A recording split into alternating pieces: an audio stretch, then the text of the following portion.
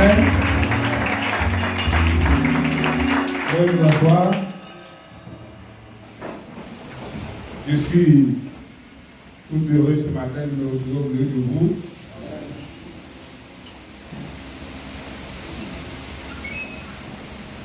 Après quelques mois d'absence,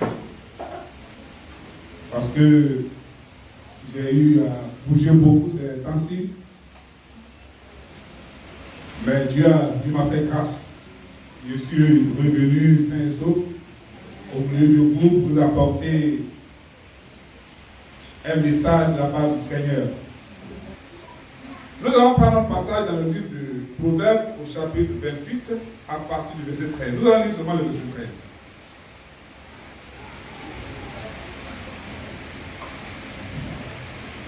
Il a dit dans ce passage, c'est lui qui cache ses transgressions ne prospère point.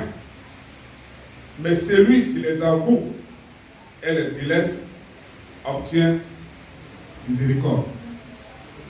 Celui qui cache ses transgressions ne prospère point. Mais celui qui les avoue et les délaisse obtient miséricorde. Vous avez prié, mais je vais prier une deuxième fois.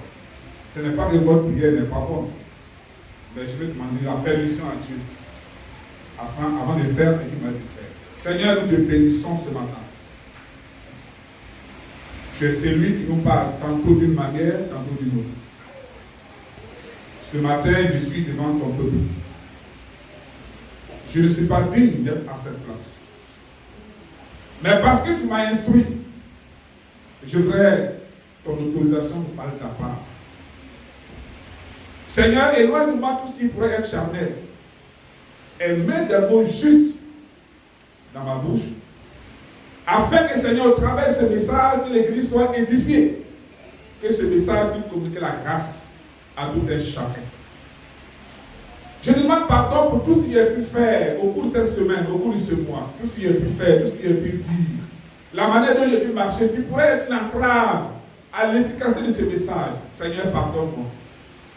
Et permets au Saint-Esprit de parler à ton peuple au travers de ma modeste personne, parce que tu es le Dieu vivant. Que ton nom soit béni au nom de Jésus. Amen. Amen. C'est lui qui cache ses transgressions ne prospère point. Mais celui qui les confesse et les abandonne, dans d'autres versions, et les délaisse, obtient miséricorde. Ce matin, je suis venu vous parler de la repentance. Vous savez, il y a 6 doctrines fondamentales dans la parole de Dieu. Il y a la repentance des œuvres mortes. Il y a la foi en Dieu. Il y a les doctrines de baptême. Il y a l'imposition des mains. Il y a la résurrection des morts. Et il y a le jugement éternel.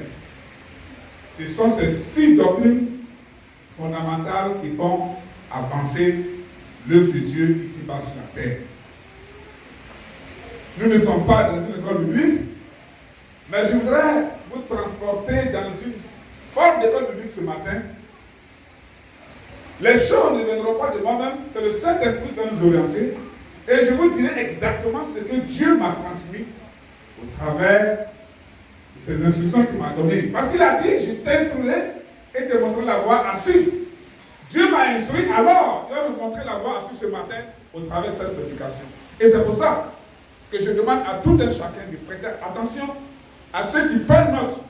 Ne prennent pas les notes parce que ça va leur servir. Donc ce matin, je vais vous parler de la première doctrine fondamentale qui est la repentance des œuvres mortes. Je pourrais parler de la repentance en général. Mais pourquoi précisément il faut que je parle de la repentance des œuvres mortes? Parce que quand on parle des œuvres mortes, cela se réfère aux croyants, cela se réfère à l'Église, cela se réfère à ceux qui ont donné leur vie à Christ. Mais quand on parle de la repentance en général, on peut parler de ceux qui sont encore hors de la maison de Dieu, ceux qui ne connaissent pas encore le Seigneur. C'est pour ça que je précise, pour dire la repentance des œuvres mortes. Amen. Dans le texte que nous avons lu, la repentance nous est présentée comme un détachement de ses péchés. C'est détacher de ses péchés. Confesser ses péchés, les abandonner, les délaisser, se détacher et se repentir pour être agréable à Dieu. Parce qu'on ne peut pas être dans la maison de Dieu en train de demander pardon à Dieu pour telle ou telle situation, vouloir vivre sous la couverture du Saint-Esprit et demeurer dans un péché quelconque. Amen. Lorsque nous lisons dans le livre de Psaumes au chapitre 51, versets 5 à 8, vous aurez le temps de lire ça à la maison. La repentance est présentée comme un détachement de sa propre nature pécheresse.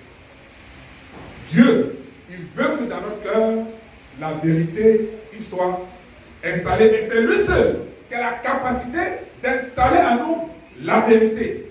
Et c'est pourquoi, au travers de la puissance du Saint-Esprit, Dieu manifeste sa puissance en nous en installant en nous la vérité, en installant en nous son esprit au fond de notre cœur. C'est pourquoi il nous instruit ce matin à nous repentir de ce qu'il appelle donc les œuvres mortes. Quand on va avancer, vous allez comprendre de quoi il s'agit.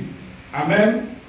La repentance est tellement importante à tel point que nos prédécesseurs, Pierre, Jean, Jésus lui-même en a parlé énormément dans la Bible. Amen. C'est pour ça qu'il est nécessaire aujourd'hui que nous en parlions. Parce que si nous ne vivons pas une vie de repentance, nous ne serons jamais agréables à Dieu, nous ne pourrons jamais être en contact avec Dieu pour avancer avec lui, afin qu'il fasse de nous ce qu'il veut. Parce que quand Dieu nous appelle dans sa maison, quand il nous appelle à sa présence, c'est pour nous utiliser pour son œuvre. Nous ne sommes pas là en vain. Il nous a appelés pour nous utiliser. Il veut que nous soyons des instruments importants dans sa main. Pour ce monde qui est en perdition, pour ce monde qui est en proie à la violence, pour ce monde qui est en proie au doute. Amen.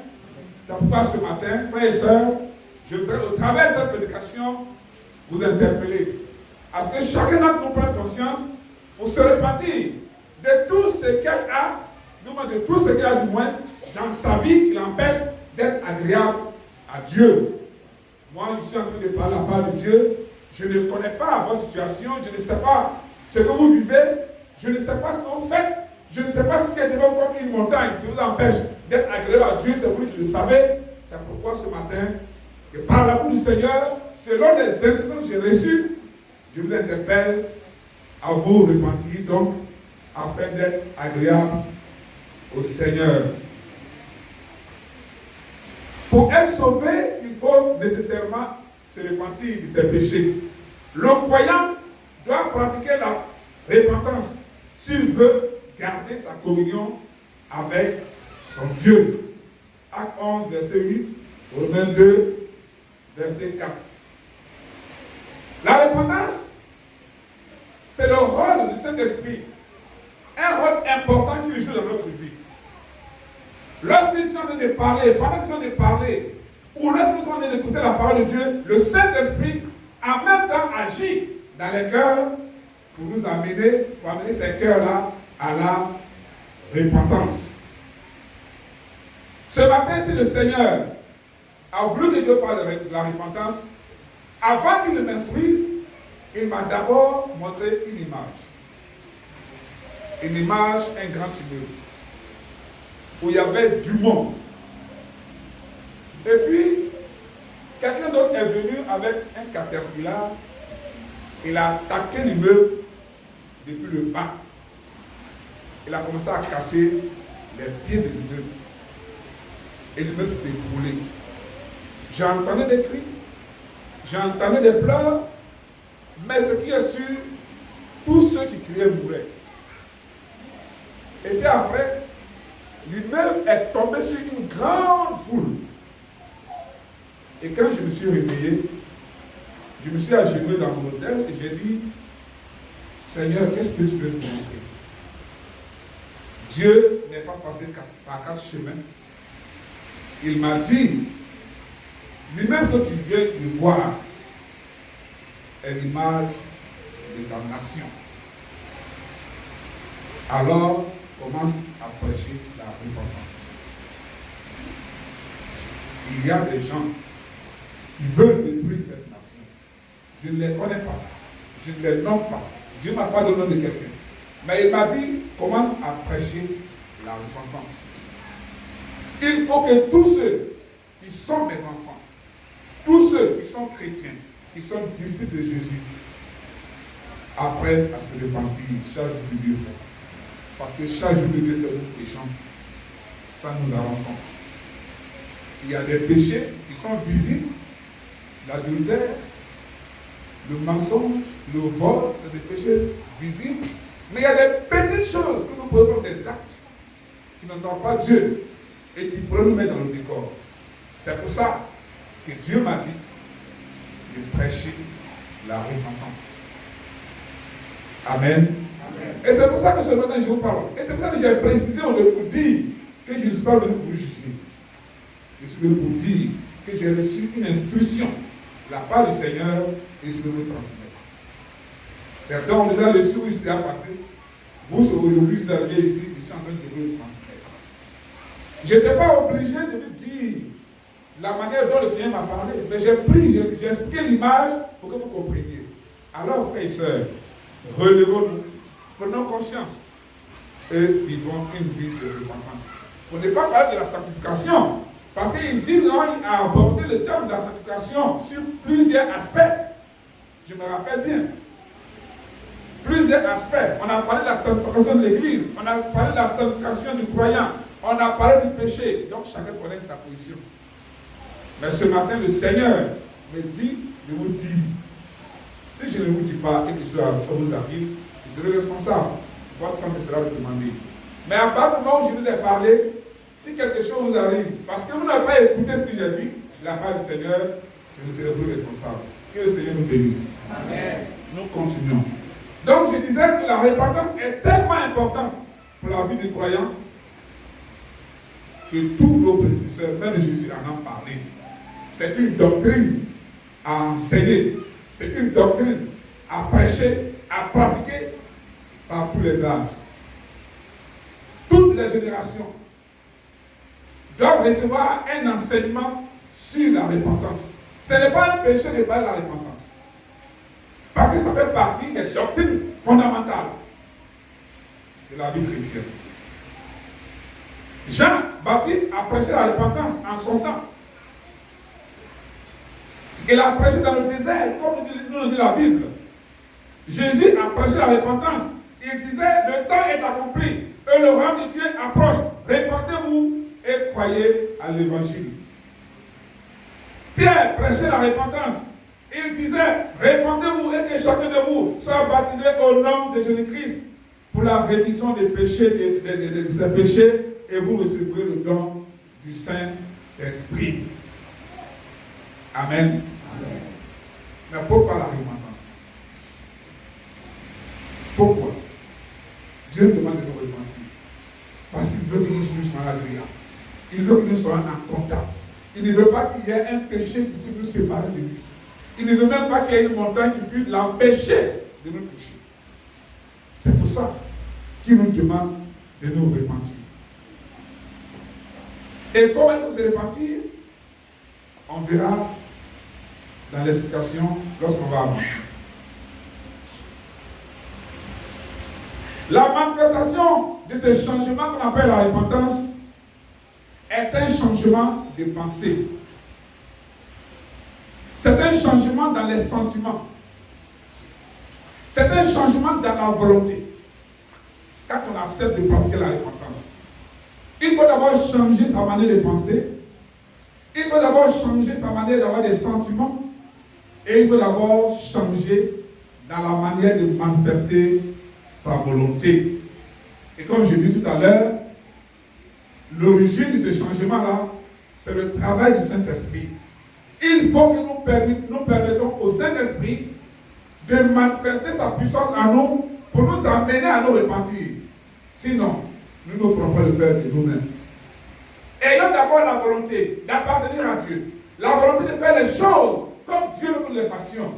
Ouvrir la porte au Saint-Esprit. Il ne faudrait pas qu'il y ait quelque chose qui puisse empêcher le Saint-Esprit d'entrer à nous pour accomplir cet événement, ce changement qui est la repentance et qui pourrait faire glorifier le nom de Dieu au travers de notre vie. C'est pourquoi, lorsqu'on parle de la repentance, on utilise souvent l'histoire de ce fils prodigue dans Luc 15. La Bible dit que lorsque le jeune homme est parti, il a dépensé tout ce qu'il avait reçu de son père. Et à un moment donné, la Bible dit que le jeune il est rentré en lui-même. Ça veut dire quoi? Il a réfléchi. L'intellect. Il est entré en lui-même. Il a réfléchi. Et il a dit, quelle est la raison pour laquelle moi, fils du roi, je suis dans cette position? La réflexion. Il faut que notre réflexion, notre intellect nous amène à nous poser des questions par rapport à notre situation. Et c'est cela qui va motiver notre repentance. Si nous ne réfléchissons pas, si notre intérêt ne nous permet pas de raisonner et de chercher à savoir pourquoi nous sommes dans cette position, mille figues, mille raisins, nous n'arrivons pas à avancer, nous ne pouvons pas faire grand pas. Nous devons agir comme ce fils prodigue. Nous sommes peut-être dans une situation, nous sommes dans l'église. On dit à l'église, c'est la joie, et puis nous sommes tristes. On dit à l'église, c'est la guérison, et puis nous sommes tout le temps malades. On dit à l'église, c'est la solution au problème, et nous sommes toujours avec les problèmes que nous avions avant de venir dans l'église. C'est qu'il y a quelque chose qui ne va pas. Donc il nous faut nous interpeller nous-mêmes. Il nous faut entrer en nous-mêmes, réfléchir, et nous pourrons savoir pourquoi nous sommes dans une telle situation. Au verset 18 de ce passage du 15, il dit, je me lèverai. Je me lèverai. La décision. Il faut que notre décision, notre manière de prendre les décisions, nous amène à pratiquer la repentance sincère. Ne restez pas assis pour entrer dans votre situation. Ne vous plaisez pas dans votre situation et puis dire, le Seigneur ne m'écoute pas, le Seigneur n'est pas avec moi. Ce Dieu qu'on prêche là, ce n'est pas vrai parce que depuis que je suis avec lui, rien ne va chez moi. Il faut prendre une décision. À des moments donnés, il y a des décisions qui sont importantes. Il faut prendre une décision comme le roi Ézéchias a pris la décision de marcher avec Dieu. Lui, lorsqu'il était là, son père faisait des choses qui étaient abominables. Il allait même sacrifier ses enfants. Il a fait tout ce qui était abominable, à tel point qu'on ne pouvait pas adorer Dieu en Israël. Il a même fait fermer le temple où on adorait Dieu. Et la Bible dit que quand son papa est mort, le roi Akaz, quand il est mort, Ézéchias est venu sur le trône, et puis il a dit, moi Ézéchias, j'ai l'intention de faire alliance avec mon Dieu. Une bonne décision. Il a réfléchi, il a vécu ce que son père avait fait. Il a vu tout ce qui s'est passé. Il a vu la malédiction de Dieu qui s'est abattue sur tout Israël. À tel point qu'on ne peut pas avancer. Israël avait perdu sa dignité. Et donc, quand Ézéchias est venu, c'était aussi une forme de repentance. Merci, cher Saint-Esprit, de m'orienter là. C'était une forme de repentance. Il a dit que lui, Ézéchias, il ne fera pas comme son père. Il a pris la décision, il dit, j'ai l'intention de faire alliance avec Dieu. Et c'est en ce moment qu'il va ordonner aux sacrificateurs de se sanctifier et d'abord. Et après quoi? Aller sanctifier les temples, ouvrir les portes des temples qui étaient fermés par son père Akaz. Les sacrificateurs sont rentrés, ils ont nettoyé tout ce qu'ils devaient nettoyer, ils ont sanctifié les ustensiles, ils ont tout fait, ils ont mis tout en ordre. Pourquoi Ézéchias a pris cette décision? Il dit, lui il prend cette décision parce qu'il ne voudrait pas que le malheur qui s'est abattu sur le peuple d'Israël au temps de son père s'abatte sur le peuple d'Israël en son temps. Et il a fait la bonne décision. Lorsque vous lisez la suite de l'histoire, il fut cité parmi les meilleurs rois d'Israël, de Juda. Parce qu'il a pris la bonne décision. Alors ce matin, frères et sœurs, je voudrais vous interpeller à prendre une bonne décision. Ne regardez pas le passé. Ne regardez pas là où vous êtes assis en train de tourner en rond. prenez une décision, selon que Dieu m'a instruit, prenez une décision de pratiquer la repentance. Des œuvres mortes, je précise des œuvres mortes. Parce qu'il y a des œuvres bonnes qui sont faites en Dieu pour que nous les pratiquions. L'amour, par exemple, c'est une bonne œuvre. Mais il y a des œuvres mortes qui ne font pas avancer la vie d'un croyant. Il y a des œuvres qui ne nous font pas avancer dans le mal à le Seigneur. Tout à l'heure, je vous donne des exemples. Prenons une décision. Donc, le jeune fils, le fils prodigue, a dit, je me lèverai. Au verset 18. C'était sa décision, la volonté. Il ne savait pas seulement de décider, mais il faut qu'il y ait la volonté. Je me lèverai. Je partirai vers mon père. Si vous lisez l'histoire, vous comprenez la suite. Dans le même verset 18b, il dit, je dirai à mon père, j'ai péché contre le ciel et contre toi. La tristesse, le regret, les émotions. Revenez vers Dieu. Ne vous contentez pas de rester là où vous êtes. Prenez une décision. Manifestez la bonne volonté. Comme ce fils prodigue. Comme Ézéchias. Prenez la bonne décision. Revenez vers Dieu. Regrettez vos péchés. Ayez-vous la tristesse. Délaissez vos péchés. Repentez-vous. Et le Seigneur vous bénira. Il sera en permanence avec vous. Et vous verrez que vous allez partir de victoire en victoire pour la gloire de ce nom.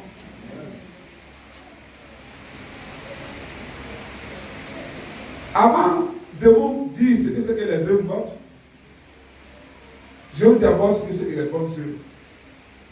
La Bible dit que les bonnes œuvres, ce sont les actions qui sont faites spontanément, par amour pour Dieu, et non pour obtenir une récompense, ni pour être justifié. Elles sont le fruit de la vie de l'esprit chez celui qui est né de nouveau. Les bonnes œuvres. Ce sont des actions qui sont faites spontanément, par amour pour Dieu. Ce sont des actions, quand on les pose, on n'attend pas une récompense. Mais on le fait parce qu'on aime Dieu et parce que Dieu nous demande de le faire. Aimer Dieu de tout son cœur, aimer son prochain, pratiquer la parole de Dieu, obéir à la parole de Dieu. C'est ça les bonnes œuvres. Et Dieu les a déjà prévues pour nous les pratiquer. C'est pour ça que Christ nous sert d'exemple. Parce qu'avant qu'on nous demande d'aimer notre prochain, Christ, Dieu nous a aimés. C'est pour ça. Ce sont des bonnes œuvres que nous devons mettre en pratique. Et il a dit que votre lumière luise ainsi devant les hommes, afin qu'ils voient vos bonnes œuvres. Et qu'ils glorifient votre Père qui est dans les cieux. Matthieu 5,16. Seuls les âmes sauvées peuvent produire des bonnes œuvres et plaire à Dieu. Au sujet des perdus, il dit, ils se sont tous égarés, ils se sont tous corrompus, tous ensemble. Il n'y en a même pas un qui parle le bien. Non pas même un seul. Le croyant ne doit pas cacher ses bonnes œuvres, mais les laisser voir pour la gloire du Père céleste. Le Seigneur nous permet de participer ainsi à son royaume en pratiquant les bonnes œuvres. Amen. À l'exemple de Marie de Béthanie, qui a vidé la bouteille du parfum sur Jésus. Et ce jour-là, les disciples ont dit, certains disciples ont dit, elle aurait pu mettre ça de côté et on allait prendre ça pour donner aux œuvres. La suite, vous en savez. Mais c'était une bonne œuvre. Ça, c'est un exemple à suivre. Poser des actions qui honorent Dieu. Poser des actions qui glorifient Dieu. Et c'est ainsi que ceux qui vous entourent, ceux qui sont dans le monde, qui sont encore dans les ténèbres, c'est ainsi que vous pourrez les éclairer. C'est ainsi qu'ils verront la gloire de Dieu et qu'ils donneront au Seigneur pour être sauvés. Dieu nous a appelés pour que nous soyons une lumière pour les ténèbres, pour que nous soyons une lampe éclairée partout. Il ne nous a pas appelés pour que nous soyons des ténèbres. Et comment allons-nous faire? Pratiquons la repentance des œuvres mortes, afin que le Seigneur puisse nous utiliser à bon escient pour la gloire de son nom.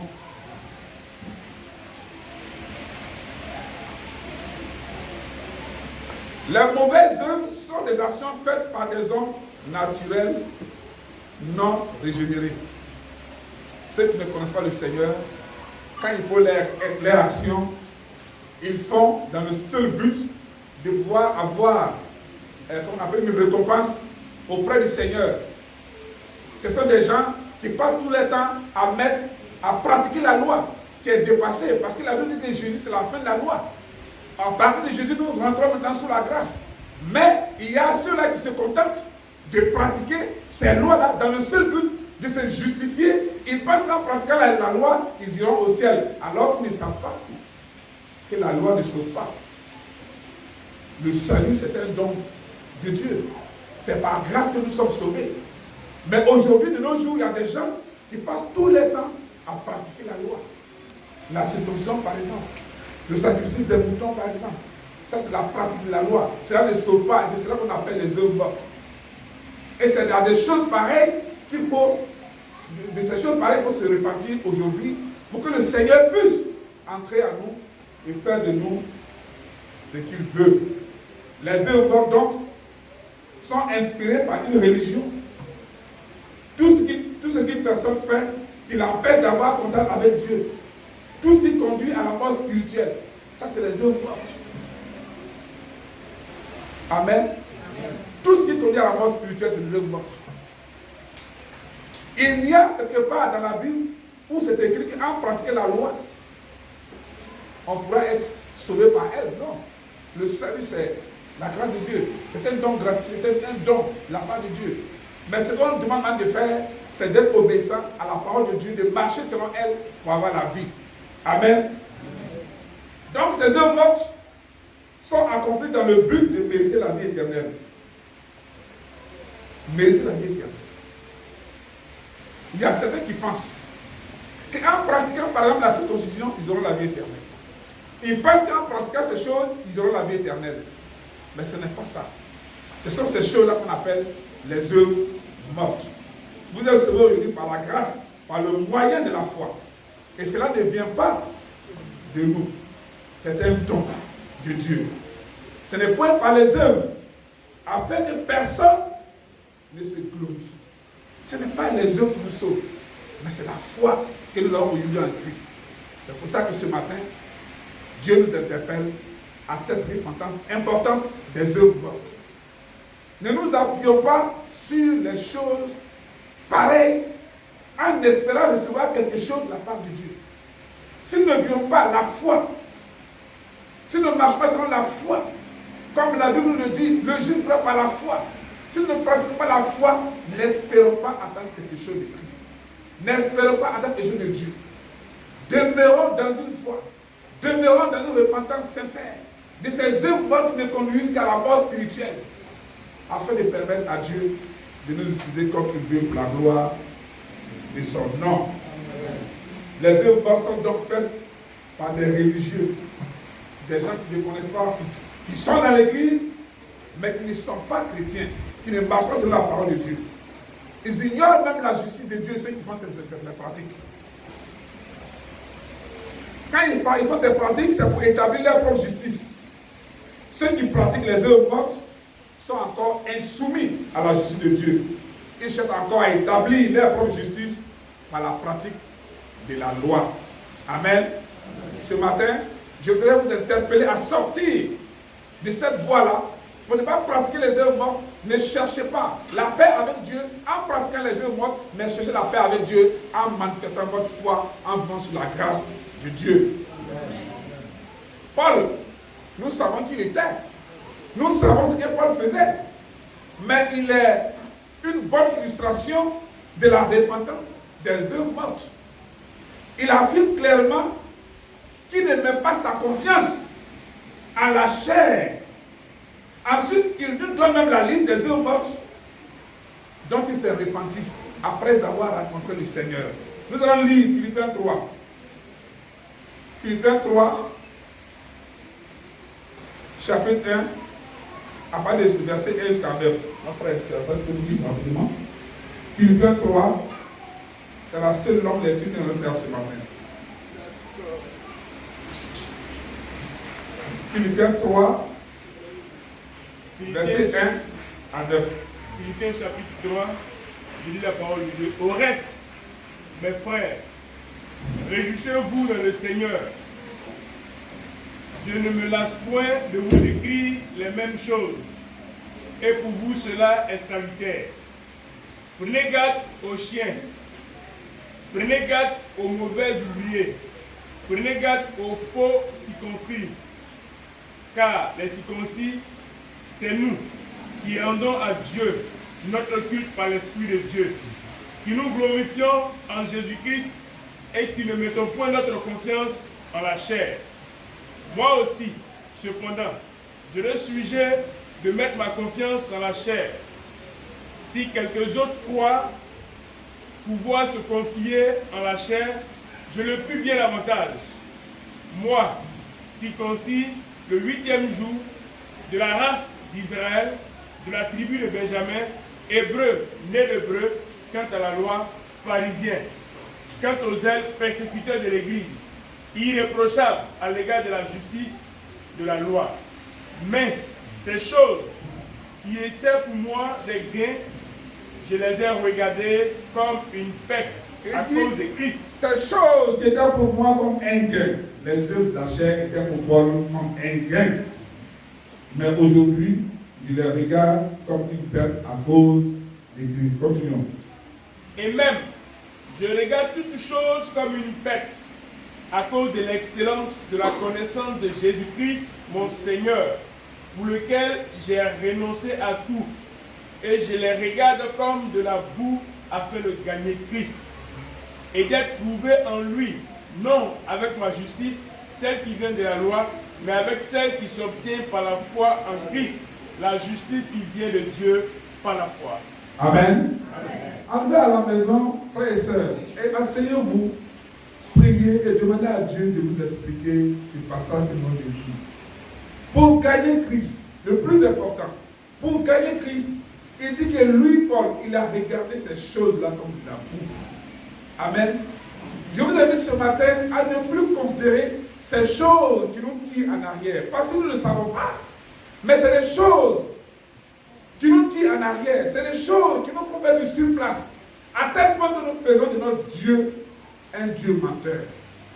Parce que Dieu n'a pas dit qu'il allait nous arracher de la main du diable, de la main de ce monde, pour nous envoyer dans sa maison, pour que nous continuions de souffrir. Non, Dieu n'a pas dit ça. Lorsqu'il faisait sortir le peuple d'Israël d'Égypte, il leur a dit, je vous conduis jusqu'au pays promis, où coule le lait et le miel. Et c'est la même chose pour nous. Dieu a promis nous conduire, il ne va pas nous abandonner en route. Alors, il ne faudrait pas que les choses de ce monde aujourd'hui, qui sont des œuvres mortes, nous fassent faire du surplace. Ou bien faire croire à ceux qui nous entourent que Dieu n'est pas un Dieu véritable. Parce que notre vie en Christ, notre vie en Dieu, notre marche avec le Seigneur doit démontrer que notre Dieu est vivant. De parce que nous sommes, de parce que nous faisons, de parce que nous disons. Ceux qui nous entourent, ils nous regardent. Paul lui avait de la considération pour ces choses lorsqu'il n'avait pas encore croire le Seigneur. Mais à partir du moment où il a eu la croix du Seigneur, c'est là de Damas. Quand le Seigneur l'a saisi, lui, il a tourné dos à toutes ces choses qui étaient des œuvres mortes et il les a considérées désormais comme de la boue. Il courait maintenant en avant en oubliant tout ce qui est derrière. Et c'est à cela que je vais vous amener ce matin. Au travers de ce message, de ces instructions que Dieu m'a données pour vous, je vais vous amener à regarder les choses de ce monde comme de la boue. À regarder ce qui fait guerre à notre âme tous les jours, les désirs de la chair, qui pourrait nous faire perdre le salut, qui pourrait nous envoyer loin de la présence de Dieu. Frères et sœurs, ce matin, repentons-nous de toutes ces œuvres-là. Je dis, je ne suis pas là pour juger qui que ce soit, mais je suis là pour interpeller. Je me suis interpellé d'abord moi-même quand Dieu m'a instruit. Et je suis là ce matin pour vous interpeller à vous repentir de ces œuvres mortes. Ne regardez plus ce monde. N'ayez pas de la considération pour ces œuvres-là, mais pratiquez les bonnes œuvres que Dieu a prévues d'avance pour que nous pratiquions pour la gloire de son nom. Amen. Amen. Donc je disais, pourquoi faut-il donc se repentir plus précisément des œuvres mortes? Parce que cela concerne les membres du corps de Christ et Dieu attend cela d'eux. Dieu attend cela de vous. que vous répandiez des œuvres mortes et que vous fixiez vos regards sur Christ par la foi pour pouvoir avancer avec lui. Parce que si vous ne vous répandez pas des œuvres mortes, cela va vous empêcher d'être en contact avec Dieu. Cela va vous empêcher de grandir spirituellement, atteindre la maturité spirituelle qui vient de Dieu et de Dieu seul. Et cela conduit aussi à la mort. C'est pour ça qu'il faut s'en repentir pour plaire au Seigneur. Amen. Ce matin, pour dire la repentance, donc, au travers de tout ce que j'ai dit, c'est un changement radical manifesté par un changement de pensée, par un changement de sentiment, par un changement de volonté, dont les preuves sont inscrites dans la Bible. En Ézéchiel 18, verset 30, il faut se détourner de ses péchés dans la repentance. En Actes 20, verset 21, il faut se tourner vers Dieu lorsqu'on se repent. Non seulement se détourner de ses péchés, mais se tourner vers Dieu. Regardez Dieu désormais. Avoir les regards fixés sur Dieu désormais. Prendre les décisions selon Dieu. Savoir écouter la voix de Dieu. Agir selon la volonté de Dieu. Demander à Dieu avant de prendre une décision quelconque. Demander à Dieu de nous conduire avant de se déplacer. Demander à Dieu de nous orienter dans tout ce que nous entreprendre. C'est cela, se tourner vers Dieu. Se détourner ses péchés d'abord et se tourner ensuite vers Dieu. Et faire ensuite des œuvres donc conformes à la repentance. C'est-à-dire, s'il y avait des choses qu'il avait la pu faire, à partir du moment où je me suis repenti de ces œuvres-là, je dois maintenant pratiquer d'autres œuvres qui sont contraires aux œuvres pour que le nom de Dieu soit glorifié. Ce matin, frères et sœurs, le temps est passé. Que le Seigneur vous fortifie. Au travers de ce message, que la grâce de Dieu vous soit communiquée et qu'en sortie d'ici, que Dieu vous donne la force de nous repartir sincèrement. Que le Seigneur nous bénisse. Amen.